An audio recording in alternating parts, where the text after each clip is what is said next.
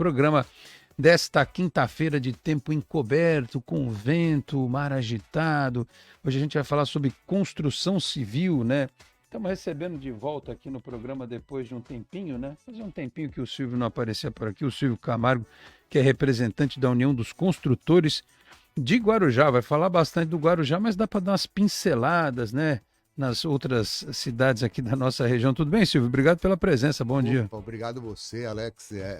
A gente fica feliz em poder informar, né? E o veículo melhor que tem de informação é a rádio, né? Quer dizer, então, bacana. E hoje a rádio se expandiu, né? Ela está em todas as redes e tudo, enfim, muito bacana. É, como eu digo, está em todos os quatro cantos do planeta dizem os estudiosos, né, da física, as ondas do rádio elas se propagam, como as da televisão, essas que você pega por antena, elas se propagam ad eternum, né? Estão falando que encontraram os extraterrestres agora lá, né? Viram lá os cadáveres dos ETs lá no México. Eles devem assistir a gente lá em outro quadrante, em outro sistema, né? A onda do rádio vai embora. O cara fica lá todo dia lá em Marte, Júpiter, assistindo aqui as nossas programações, né? Eles devem falar, nossa, esse pessoal é meio doido, né? Eles ficam discutindo por umas coisas, enfim. Vou dividir a tela aqui para eu começar o bate-papo com o Silvio. O xará dele tomou posse ontem no Ministério de Portos e Aeroportos, né?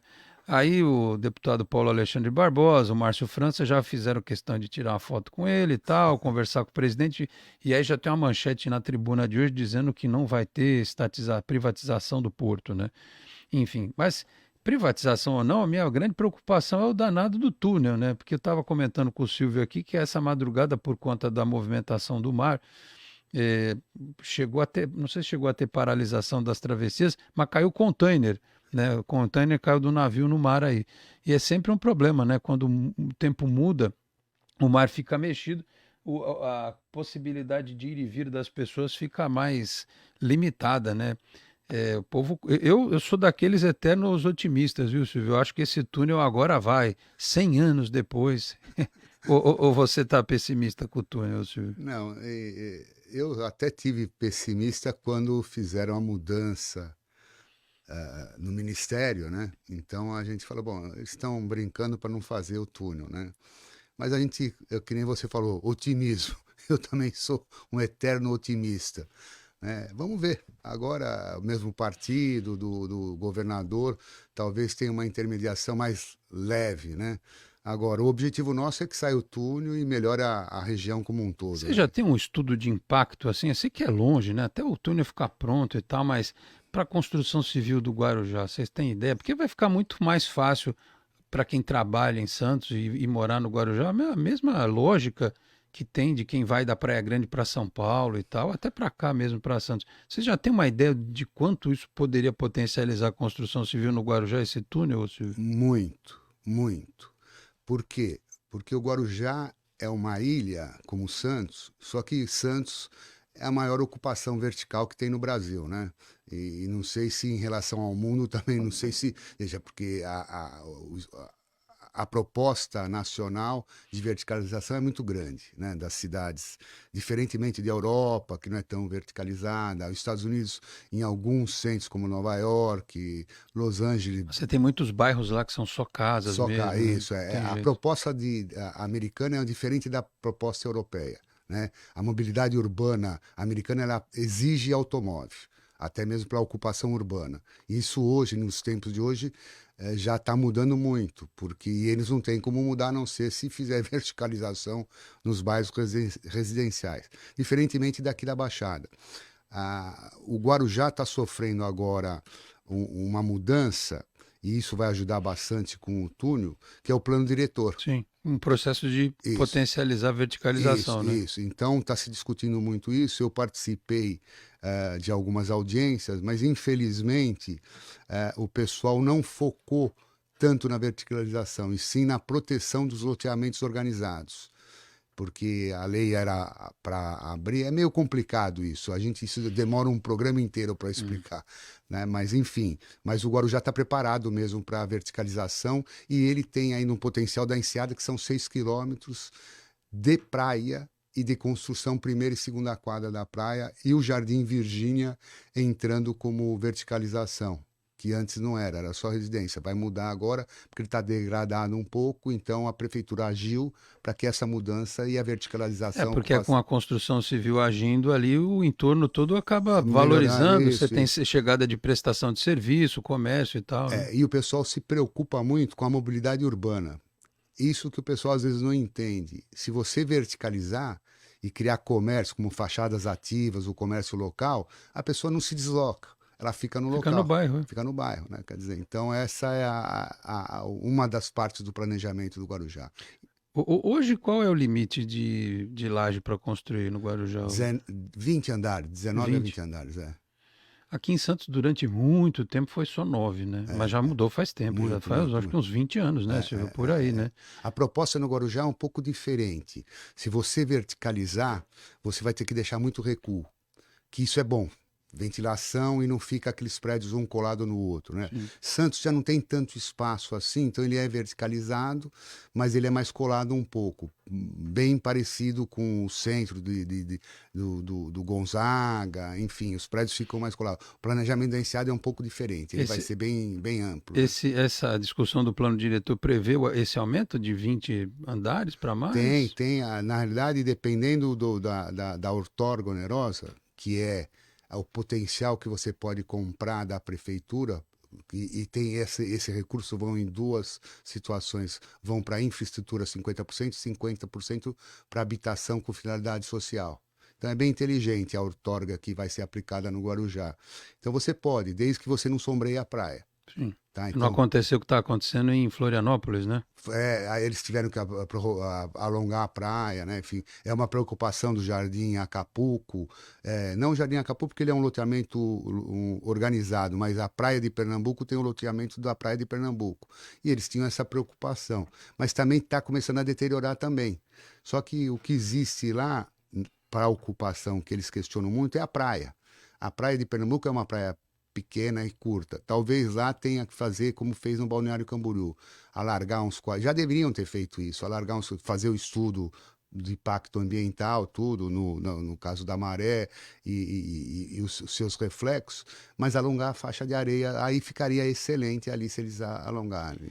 Essa situação do plano diretor está em que pé, Silvio, lá no Guarujá? Está em discussão? Não, já fizeram todos as audiências públicas, que foram 4 ou 5, não me recordo se é 4 ou 5, mas 4 com certeza foram.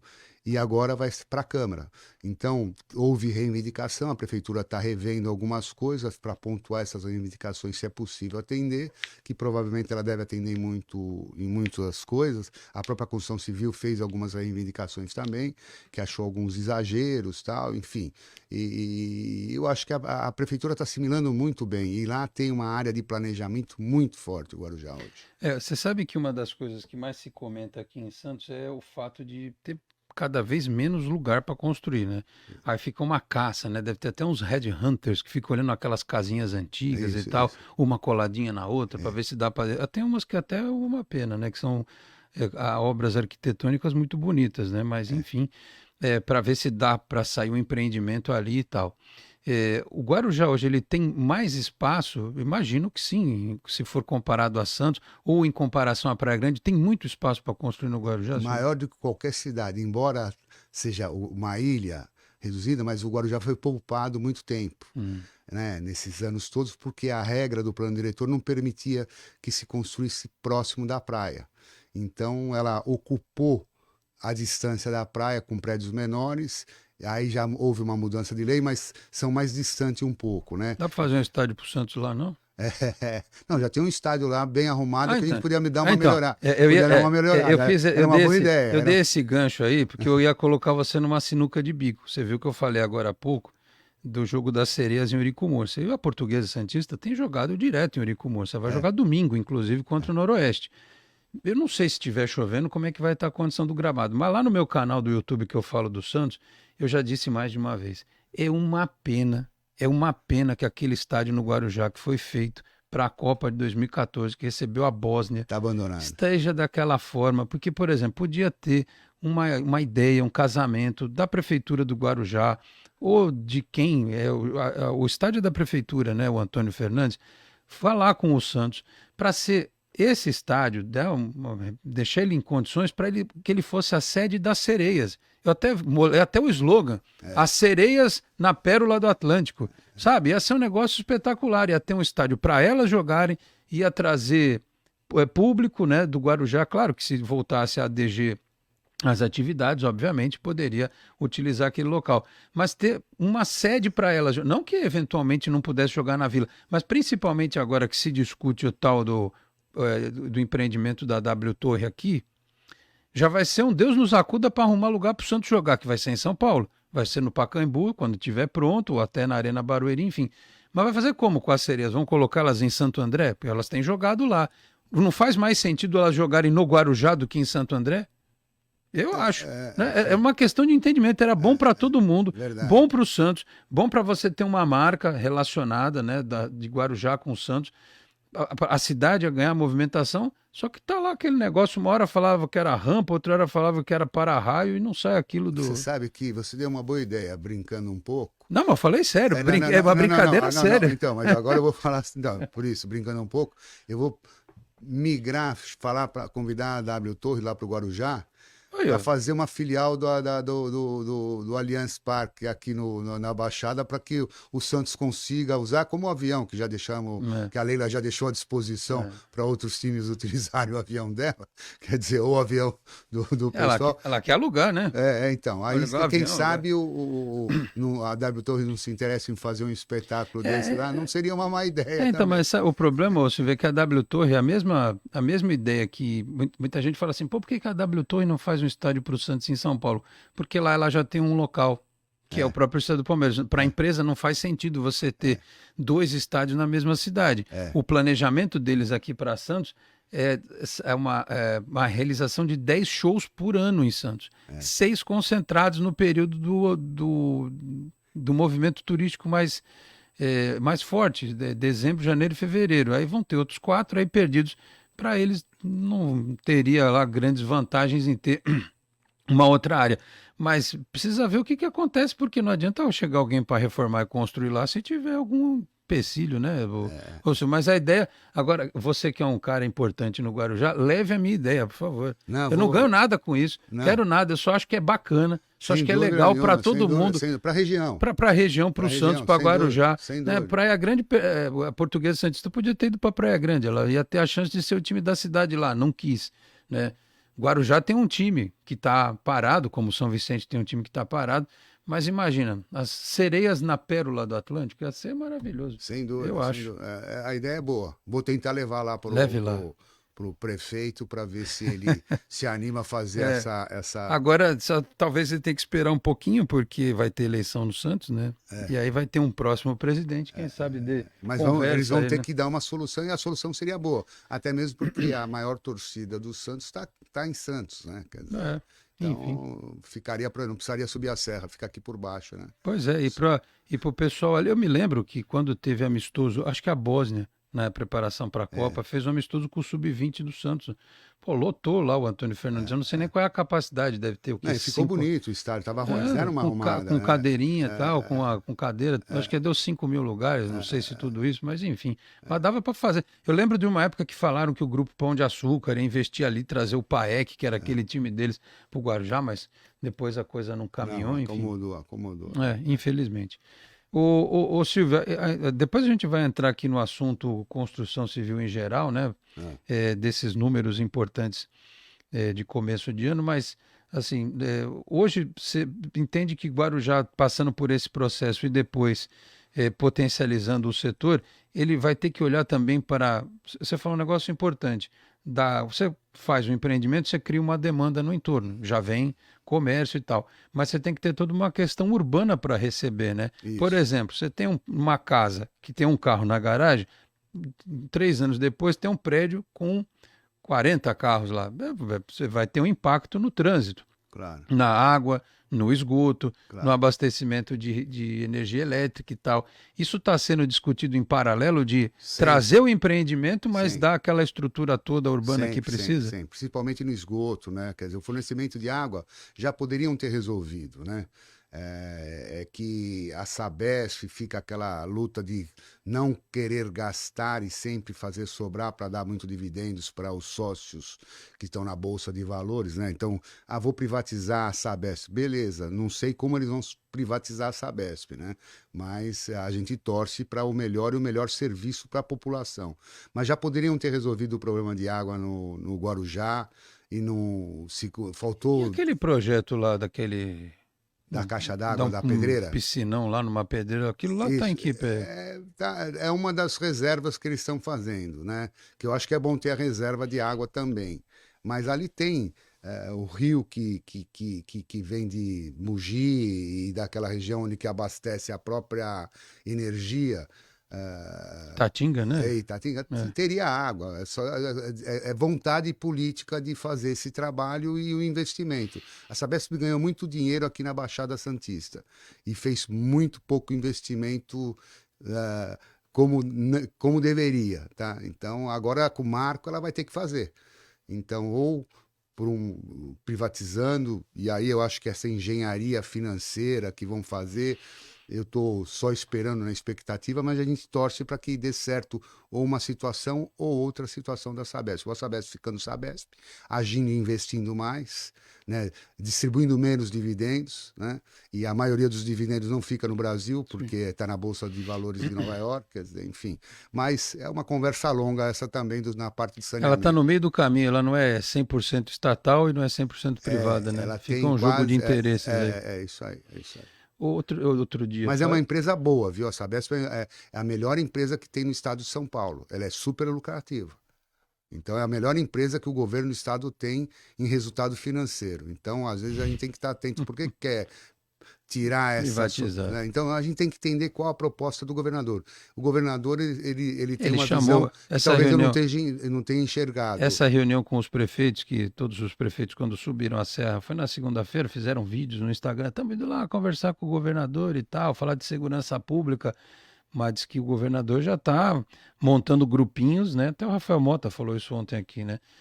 De prefeitos para explicar, a secretária de Meio Ambiente está engajada nisso aí também, né?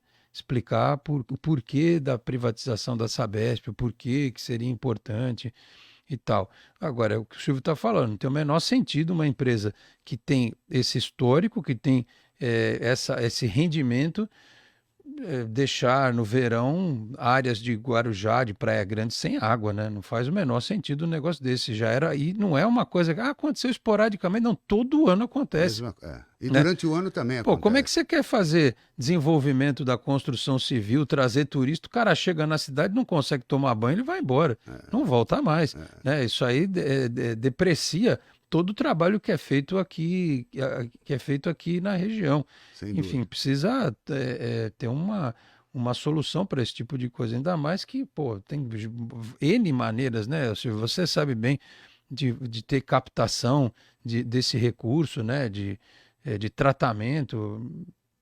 Cara, sinceramente, é bem difícil E você entender por falou que uma que coisa acontece. importante agora, que ele chamou os prefeitos. Por isso que eu não vejo como privatizar, porque a Sabesp, na realidade, ela não tem nada. Ela tem os contratos com todas as prefeituras. Ela só faz o gerenciamento de água e esgoto. Tanto é que tem cidade do interior que tem aquelas companhias municipais de água e Isso. tal, Por né? exemplo, se Santos resolver romper com o contrato da Sabesp e fazer a administração da água, ele pode fazer, tá certo? Guarujá chegou a ameaçar isso no. Não, e conseguiria fazer se quisesse, olha, seria um negócio interessante até para entrar na concorrência, porque é um negócio lucrativo. É um negócio lucrativo. Quer dizer, então, seria possível. Por isso que eu vejo, como que você vai fazer uma privatização se o contrato não é teu? Você É. tem um contrato, fala assim, ó, não, você está mudando de empresa, eu não quero mais. Eu vou romper o nosso contrato. Eu tinha um contrato com a Sabesp e agora você está pondo outros acionistas, não sei qual que é a proposta. Aliás, o pessoal da Sabesp tá bom para pavimentar a rua, né? É, Outro dia, já faz um tempinho, teve um buraco lá no túnel no Guarujá. da Vila Zilda, né? Isso. Nossa, foi um Deus nos acuda.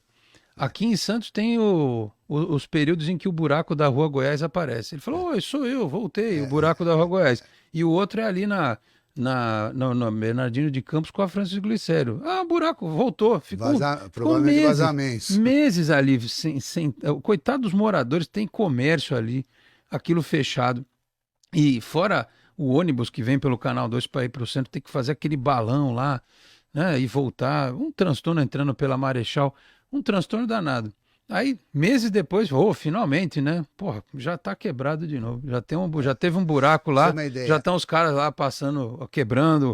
A Sabesp hoje na Baixada não tem um topógrafo. É possível. Como é que você vai fazer rede sem topógrafo? Tanto de esgoto como de água.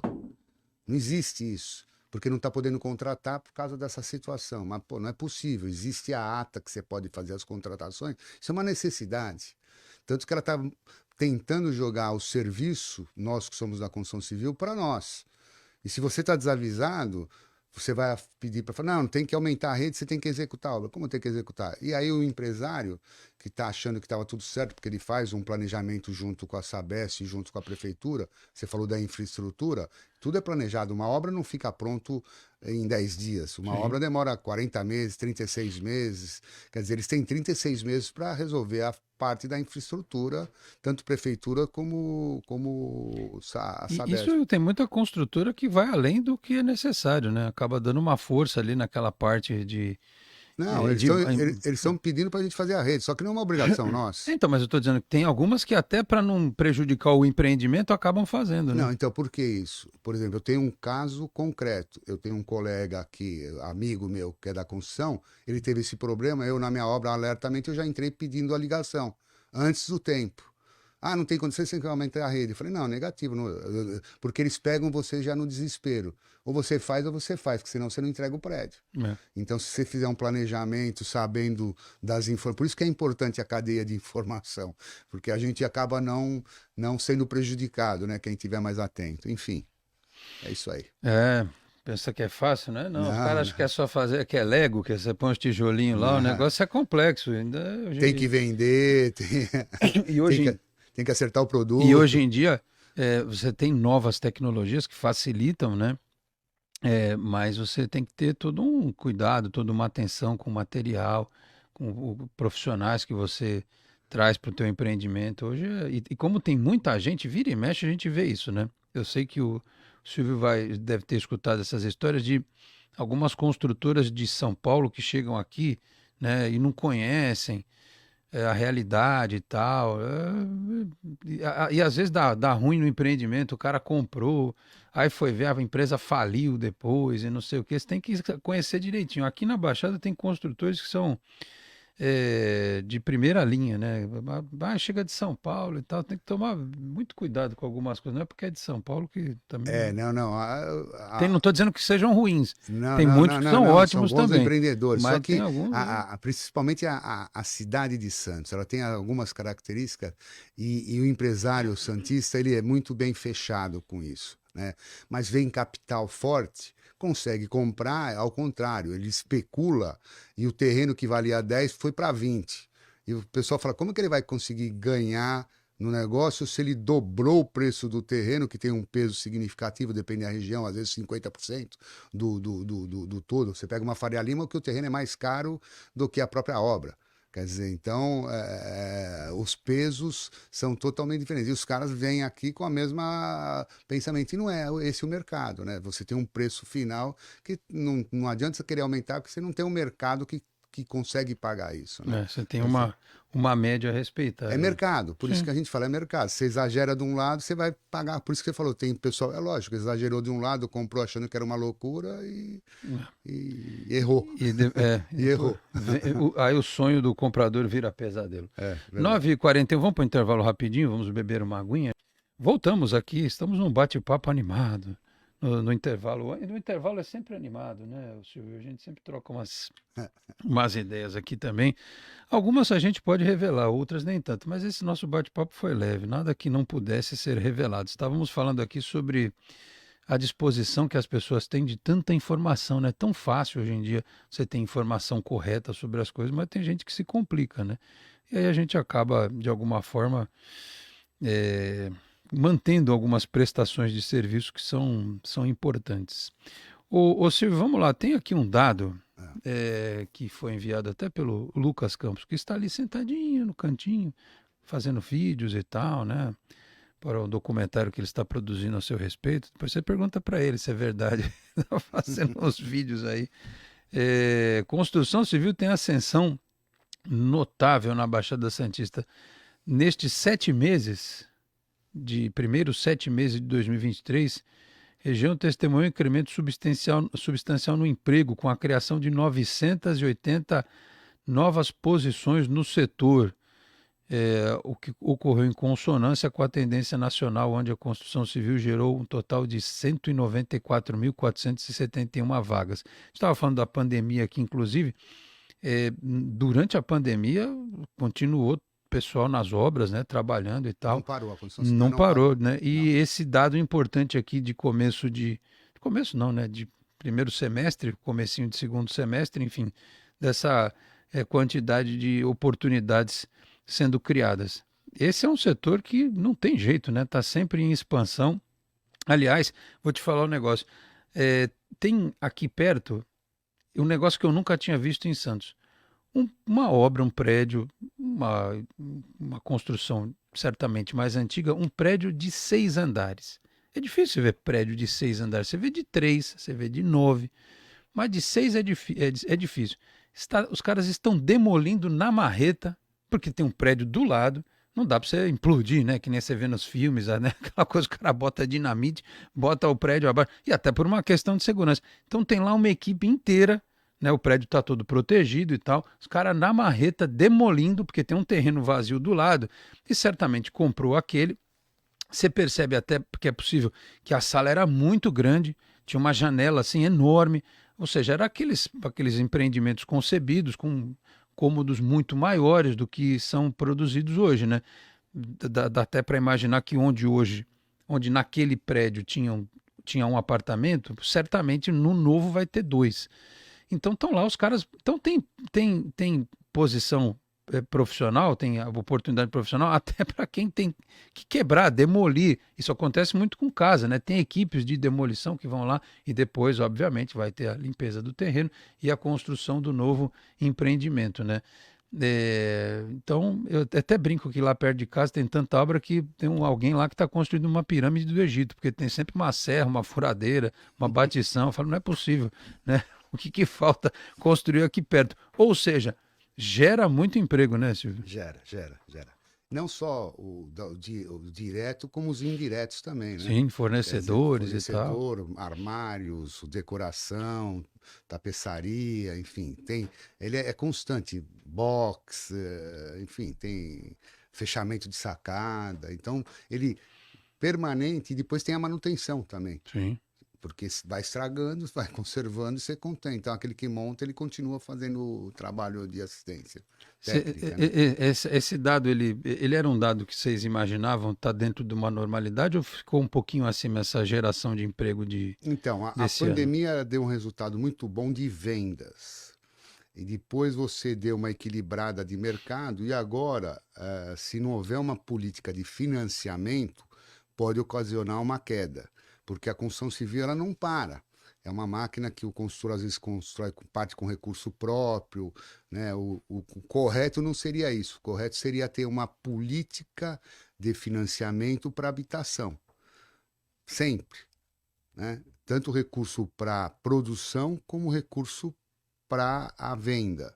E você não disponibilizar o seu capital para ver. Você paga uma prestação e você mora na tua, e você usa o seu capital para você rentabilizar ele em alguma aplicação, em algum retorno maior. Isso seria o ideal. Só que o Brasil começou com uma política de habitação, mas ele não tem a política financeira de habitação, ela é muito variável.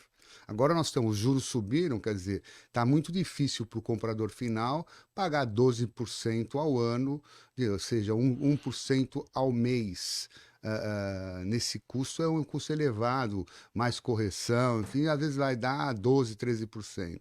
O juros ideal seria na faixa de 5%, 6% ao ano no máximo, né? Esse seria o equilíbrio. Agora, tendo alguma proteção da inflação anualmente que atualiza o saldo para que também não tenha perda e o sistema financeiro também tem que sobreviver, né? Não tem como não, né? E aí, Tem que ligar pro Haddad, Silvio.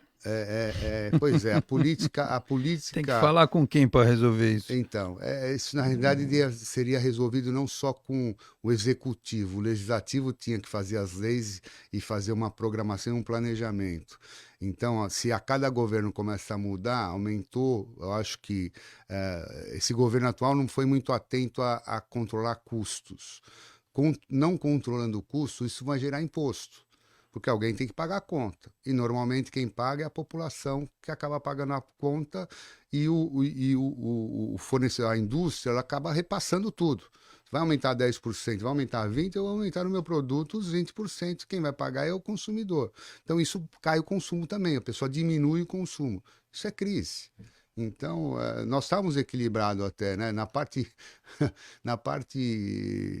de finanças do país, os números aí indicaram bons números. Agora, nós estamos torcendo porque esse governo tenha consciência, mas não está nos parecendo muito, não. Ô, Silvio, deixa eu falar um negócio que você falou que é importante, eu até acabei conectando os fatos aqui.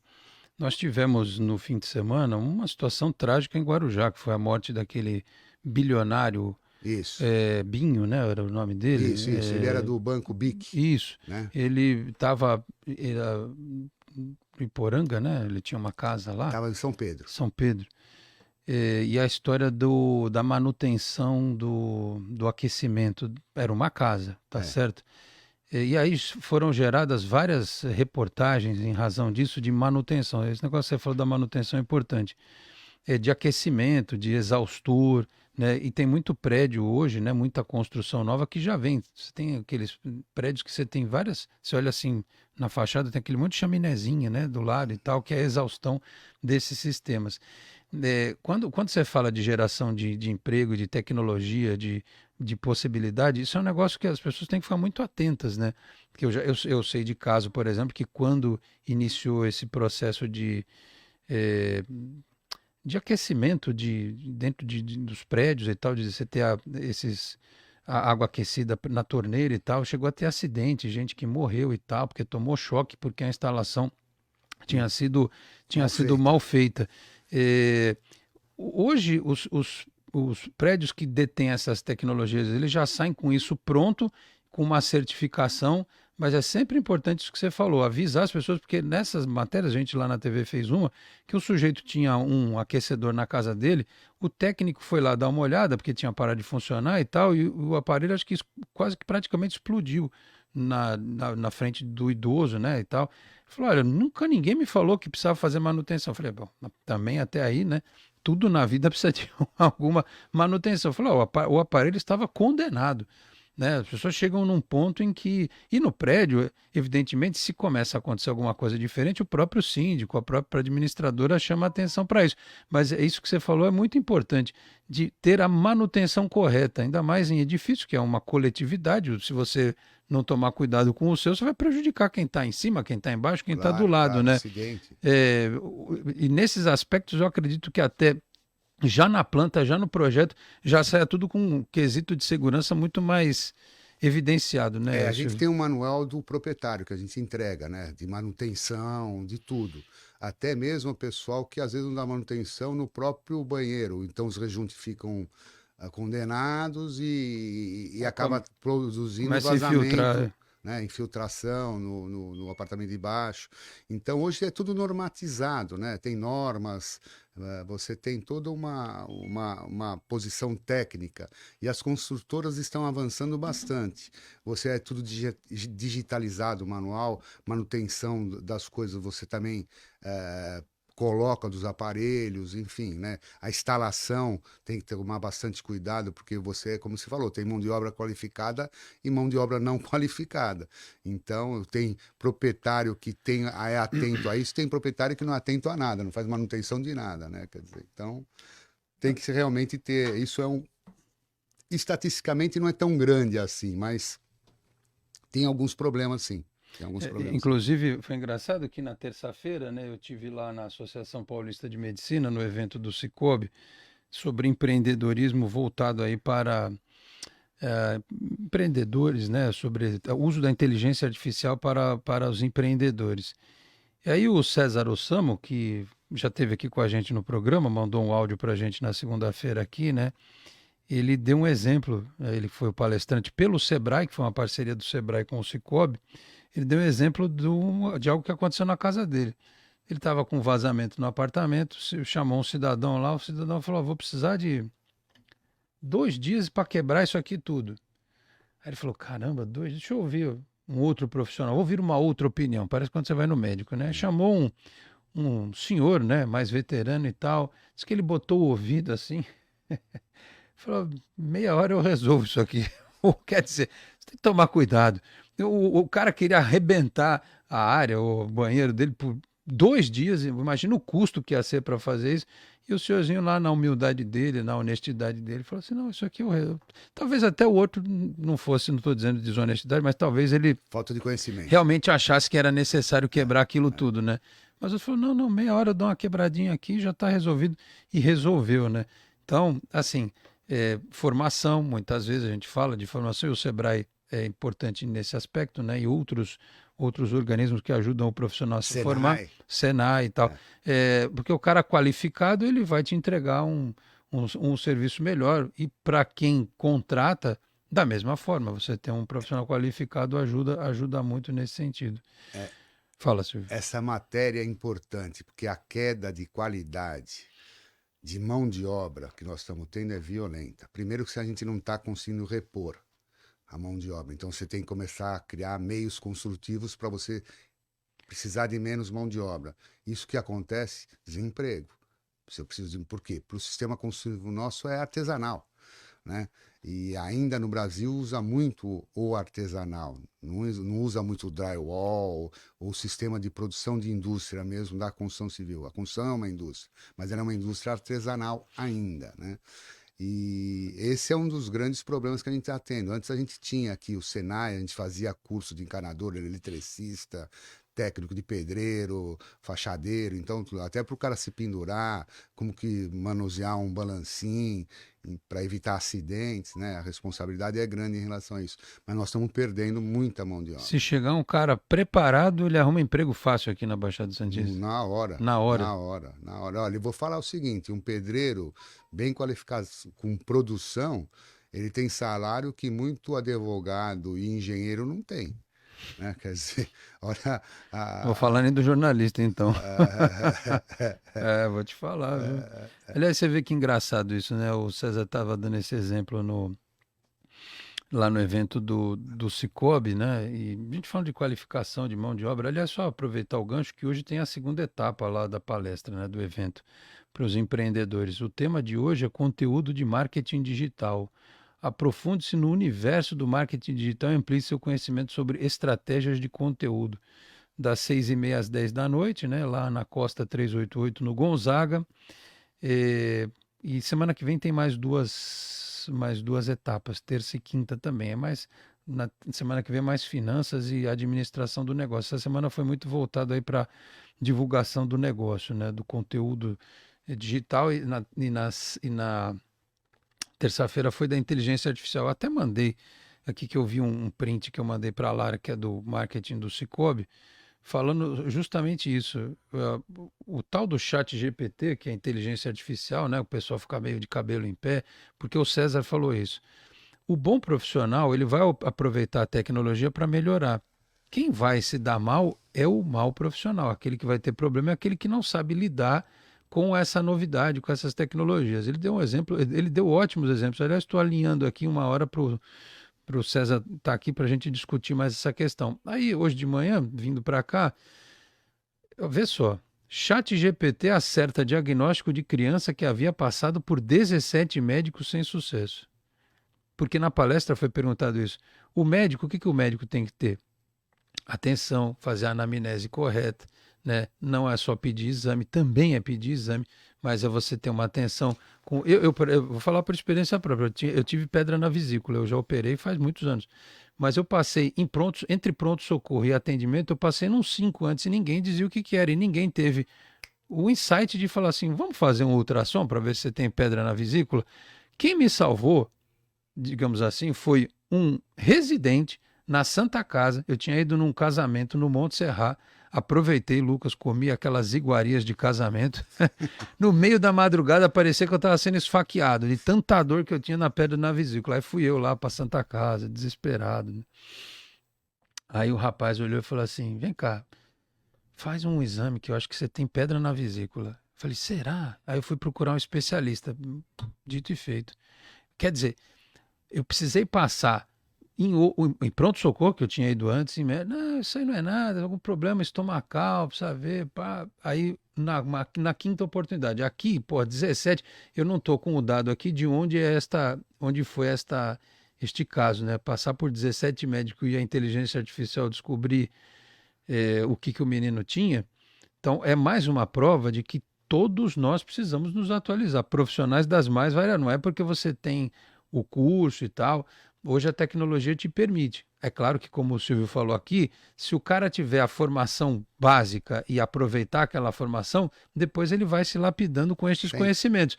Porque para o bom profissional e para o profissional capacitado e para o profissional que tem vontade, sempre vai ter oportunidade, né, Silvio? Não tem jeito. Por exemplo, o nosso setor está agora aqui, é o setor das cidades inteligentes. Sim. Nós temos que já estar planejando isso, e a gente na construção já tem que estar pensando nisso.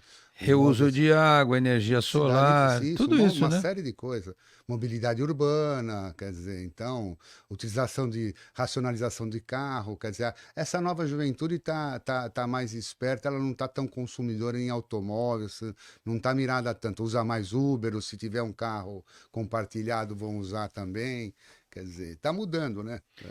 Inclusive, na construção civil, você vê, aqui no programa já teve, em outras discussões a respeito do tema, quem acredite que nesse entorno da obra do VLT, né, que aliás, se tudo der certo, um belo dia seguirá Afonso Pena, Senador Dantas, Pedro Lessa, Ponta da Praia, Túnel, Guarujá, né? Que nesses empreendimentos próximos do VLT, você tem universidade ali, né? Vai ter muito prédio já pensado sem garagem.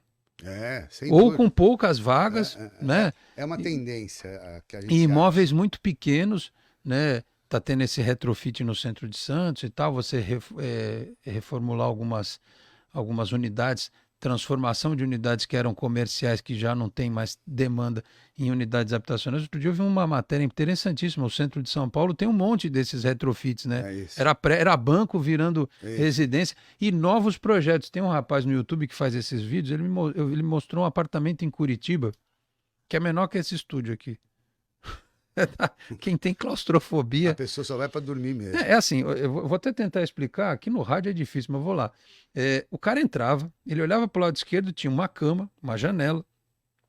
Aí de frente para a cama tinha uma mesinha, uma bancadinha com um notebook e uma televisãozinha presa na parede.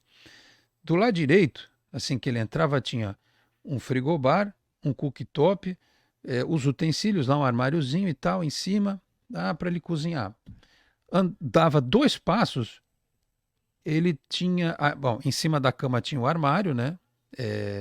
Planejado lá com as coisas para guardar o colchão, edredom, enfim, e as roupas do sujeito. E aí ele dava 2 passos e já estava no banheiro, que tinha um vaso sanitário, um chuveiro, um boxezinho e um armáriozinho no canto para guardar material de limpeza. Cara, cabia, o apartamento praticamente envelopava o sujeito. Acho que não tinha 15 metros quadrados. Um negócio então, surreal, assim. Mas aí você desce para o prédio, no caso, você tem toda uma infraestrutura O cara vai lá para dormir, É basicamente. um quarto. Na realidade, é um quarto que ele pode fazer um sanduíche se ele estiver com fome, quer dizer, mas não é para fazer um almoço, porque esse cara come fora Não mesmo. dá para Então, receber. não, quando ele quer receber, tem espaço para receber Sim. no prédio. O prédio já oferece uma infraestrutura, né? Você acha que a gente vai ter coisa do gênero aqui em breve, Silvio? Aqui na Olha, Baixada, ou você acha que não é você, nossa cara, não é você, nossa tendência? não, existe essa possibilidade porque aquele que não tem, que não mora e só quer vir na praia e só vem para dormir, vai em restaurante, à noite vai em bar, quer dizer, então, pode existir essa possibilidade sim. Era o antigo kitnet, né? Kitnet foi muito feito aqui, né? Só que é um kitnet moderno, que tem Antigamente você não tinha infraestrutura no Sim. prédio. Então você era ou apartamento, chega uma hora que você também. Quantas pessoas? O pessoal colocava em kitnet 7, 8 pessoas. Então eram tempos diferentes. Aliás, essa é uma reclamação da Sabesp. É. Já que a gente falou de Sabesp, eu preciso ir pro intervalo, mas o papo O tá cons, bom. o E eu cons, tô, e eu tô adiando o intervalo. Os caras falaram assim: olha, essa casa foi projetada para 5 pessoas. Aí no verão vem 20, é, tomando banho, puxando descarga, é óbvio que vai faltar água. Eu sei, eu até entendo essa lógica, mas você tem que estar preparado é. para uma exceção, Praia né? Grande tinha muito isso. A gente construiu bastante kitnet na Praia Grande. É. Então você fazia 300 unidades num prédio só, quer dizer. Então foi evoluindo, né? Até mesmo porque o ganho das pessoas começaram a melhorar e as pessoas era o primeiro apartamento, então são fases. Praia Grande, eu estava pensando isso ontem. O histórico era você tinha, como que se falava? A cabine, né? Sim. Santos teve cabine, São Vicente teve cabine. Quer dizer, nós não vimos isso, mas existindo, porque o pessoal vinha, tinha que se trocar, passar uma água pelo menos e ficava na praia e ia embora. É, Passava o dia, né? Que é o turista que nenhuma cidade hoje deseja, que é o turista de um de um dia, dia. né? Mas hoje tem um turista de um dia gourmet, né? O cara vem de van. É, Tem época que ali no Canal 2 tem um monte de van, tem lá o sujeito que fica o dia inteiro dormindo, sentado na van, o pessoal tá tudo na na praia lá, praia. É então... isso. Ah, tem aqui, eu não sabia que Santos Tem- tinha essa. Não, eu já vi, não sei como é que vai ficar agora pro próximo verão, se vai mudar alguma coisa, mas é, Na é, realidade, Santos e Guarujá, São Vicente também aí. Não, São Vicente não é continental, né? Mas Santos e Guarujá, que são uma ilha, você deveria cobrar uma taxa desse turista, né? né, agora eu confesso minha desinformação aqui, né? Não sei se deve ter uma regulamentação e tal, porque você vê claramente que é um veículo de excursão, mas também tem família que vem no próprio carro, né? O É, cara para ali, aliás, tem gente que para em estacionamento, aqueles que deveriam ser estacionamentos para circular, né? De mercado, né? O cara para na frente do mercado, vai-se embora e passa o dia na praia, o carro dele fica lá, ocupando uma vaga que era rotativa para o pessoal utilizar em mercado, enfim. Vamos para o intervalo? 10h06. Ó, o papo tá bom. O Santos News já era para ter ido para o ar há 6 minutos, mas vai agora. Daqui a pouco a gente volta. Voltamos às 10h10 com a reta final do Entre Linhas desta quinta-feira, 14 de setembro. Sempre um bate-papo animado com o Silvio Camargo para o tema construção civil. Silvio, algo relevante aí que você, algum recado especial para o setor e para a população em geral, né? Porque afinal de contas a gente falou aqui sobre, né, este desse resultado do primeiro semestre e também de outros assuntos importantes, né? A situação do Guarujá, enfim. Eh, Tem algum outro recado importante até da entidade, né? Você é o representante da União dos Construtores de Guarujá. Tem há quanto tempo essa união e Então, quantos estão unidos nela, não, então, Silvio? o que acontece? O setor é representado pelo Secov e Sinduscom. Na Baixada Santista tem a Secob, até que o Teixeira é presidente da Secob aqui na Baixada, né? E existe uma união muito forte, mas quem representa é Sinduscom e Secov. Na região, para discutir assuntos internos, é as associações. A Associação da Construção Civil, ela surgiu é, por causa de demanda que na cidade estava faltando, a gente precisava se organizar, e hoje a sociedade do Guarujá começou a se organizar como um todo. Tem aquele movimento Guarujá 2034, conseguiu aprovar a lei de planejamento da cidade, quer dizer, está estudando as cidades inteligentes. Então começaram. O meu recado seria que a região E os setores de iniciativa privada precisam estar mais organizados para saber o que a gente deseja para a nossa região, porque a nossa região vai ser uma região de turismo, com certeza, vindo ao aeroporto, isso deve demandar alguns anos, a própria passagem do túnel, a comunicação. Então, a mobilidade urbana é muito importante a gente entender isso, quer dizer, e não dá para trabalhar Santos isolado, porque migra Guarujá, migra Praia Grande, migra São Vicente para Santos. Como é que Santos interpretar isso? Então, isso tem que ter uma distribuição, né? Esse é um grande desafio agora para a região da nossa Baixada. Emprego, melhorar esse porto, a produtividade, deixar o dinheiro do porto aqui que não fica. A gente recebe todos os ônus menos os bônus, né? Quer dizer, então a gente tem que estar atento a isso. A população tem que começar a se movimentar e exigir isso, porque senão a gente não consegue. Quer dizer, então a gente vem, o pessoal perfeito, a gente fica satisfeito que vem de Goiás, Mato Grosso, usando todo o nosso sistema de rodoviário, e a arrecadação fica toda para a região de lá. E aqui fica só os ônus de manutenção, de infraestrutura, o desastre fica aqui, e o recurso que fica aqui é nada. Quer dizer, então, eu acho que se a região organizada, porque isso prejudica não só o município de Santos e Praia Grande, e até Cubatão, que se incrementar o porto de Cubatão pode ser um porto melhor utilizado, né? Quer dizer, então nós somos uma região portuária, devia ser uma região rica. Ela tem, mas o porto não contribui o que deveria contribuir. Quer dizer, então isso eu acho que é um desafio para a população, para os futuros administradores para lutar junto ao Congresso, os próprios, o próprio Paulo que você surgiu, a Rosana Vale, o Mourão, o delegado lá, que são os 4 federais, Cunha. O da Cunha, eu acho que eles tinham que ter mais unidade. A gente não percebe isso, não tem unidade e não se conversam. Aliás, não é de agora, né? A gente fala dessa questão da união das cidades e tal. Ixi, mas tanto tempo, né? O próprio Condesb, tem coisa que avança, coisa que não avança, enfim. Porque está na mão de política. Porque tinha que ser na mão da sociedade você vê organizada essa história do túnel, por exemplo. Eu digo que eu acredito, né? Tem gente que ainda fala, não vai sair. Eu falo, pô, não é possível, não é possível. Isso tem que sair. Não é que se por qualquer motivo der algum erro, agora o projeto está no PAC, inclusive, né? Alguém vai ter que repensar isso, porque não dá para você continuar com o sistema de travessia de balsa, né? Eu acho que alguém tem que ter a vontade e os recursos para isso, né? Eu quero crer que vá caminhar agora, porque todo mundo quer. Não tem quem não queira o túnel, né? O problema é que o governo federal quer, o governo do estado quer, Guarujá quer, Santos quer, a população quer, a comunidade portuária quer. E por que não anda, né? Não tem dinheiro?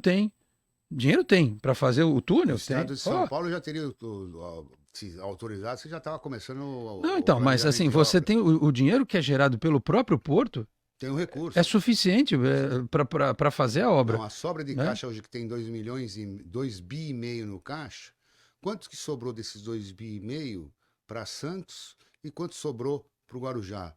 Se desse 2 bi e meio ele distribuísse 10% para Santos e 10% para o Guarujá, já seria um recurso que já estariam fazendo uma série de obras de infraestrutura lá. Quer dizer, então, a gente tem que repensar até desse valor. E ainda por luxo, né?